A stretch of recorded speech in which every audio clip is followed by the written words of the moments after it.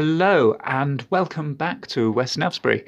After a 3 year hiatus then, so I've finally decided to revive the West Navsbury YouTube channel for my new layout.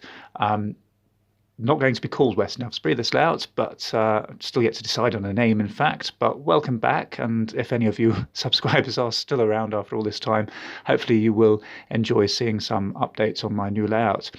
So I'm going to narrate the updates for this new layout. Writing everything in captions, as I did previously, just seemed rather clumsy. But don't worry, you won't see any shots of my face. I'm just going to narrate over the pictures on screen.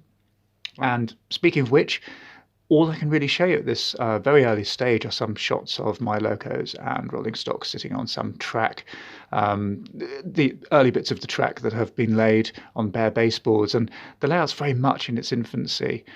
Having said that, even getting to this stage has taken quite a few months, and certainly during that time I've tried to incorporate lessons that I learned from building the previous layout.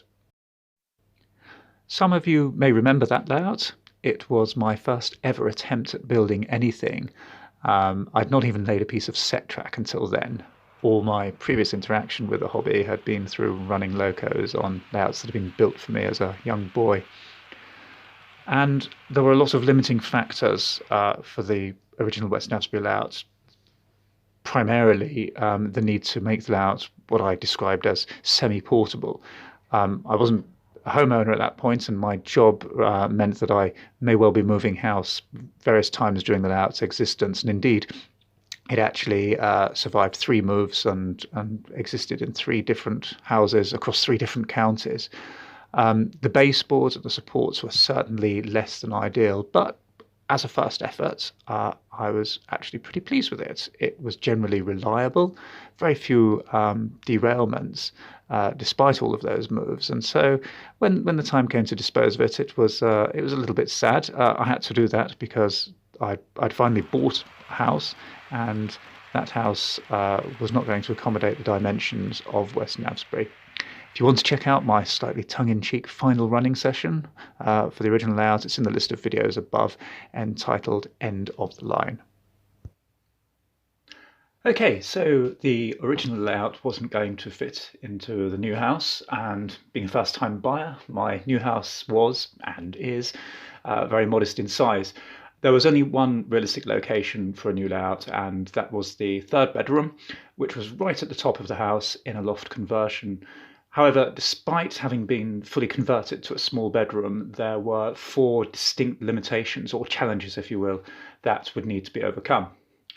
Excuse the low-res picture here, it's actually taken by the estate agent's listing from before we moved in, but you'll see here the first limitation or issue was that the room was accessed by a full-width normal staircase, which I've highlighted with the red arrow there. It makes the access very easy, but it's right in the centre of the room, and because of this, the second limitation, which certainly did present a challenge, was the retaining wall and banister either side of that staircase, which I've shown here with the green and blue arrows, and typically both of those 2 things were a different height. The third limitation, which I've highlighted with the purple arrow there, was a support beam for the banister and the roof, and actually if you measure that from the floor, it's entered into the room a whole 60 centimetres. The bit behind it was actually wooden panelling, so more on that a little bit later. And finally, being a converted loft, the apex of the roof meant sloping walls on 2 sides of the room. So I've tried to illustrate that slope with the yellow stars here, but effectively, as the banister and retaining wall dictated a minimum height further into the apex, so the apex dictated a commensurate reduction in available area for the baseboards. In short, there was less space the further up you went. However, despite these challenges, in September last year, I set myself the target of building at least 1 single level loop of track before the 7th of March 2023. Why that date specifically? Well, it would mark 3 years to the day since the last time the original West Navsbury layout ran. I'm going to spoil the ending here and say that happily I did meet my self-imposed target. And I'm going to go into the stages about baseboards, track laying, etc. in future updates, because I really want to try to keep these under 5 minutes generally.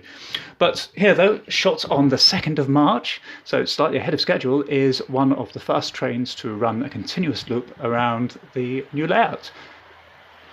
So hopefully this has been at least a vaguely interesting video. I'm certainly no kind of experienced vlogger or whatever, but I'm hoping to just chart the development of the new layouts, and where possible I will update on a monthly or bi-monthly basis. And if nothing else, it provides me with a record of how I built my second layout. Thanks for watching, and perhaps see you for the next update.